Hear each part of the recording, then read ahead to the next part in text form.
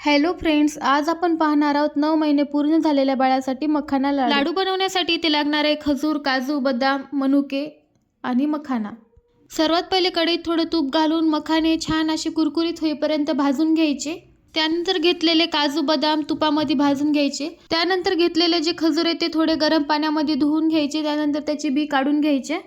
इथे आता सर्व साहित्य भाजून झालेलं आहे। थोडं थंड झाल्यावर याची बारीक पावडर करून घ्यायची। पहिले इथे मी मखाने बारीक करून घेते। मखाने कोरडे असल्यामुळे पहिलेच बारीक करून घ्यायचे। त्यानंतर घेतलेले काजू, बदाम याची बारीक पावडर करून घ्यायची। आता उरले मनुके आणि खजूर याची बारीक अशी पेस्ट करून घ्यायची। आता आपण इथे साखर न वापरता लाडू बनवणार आहे। त्यानंतर सर्व साहित्य बारीक झाल्यानंतर याला एकत्र छान मिक्स करून घ्यायचे।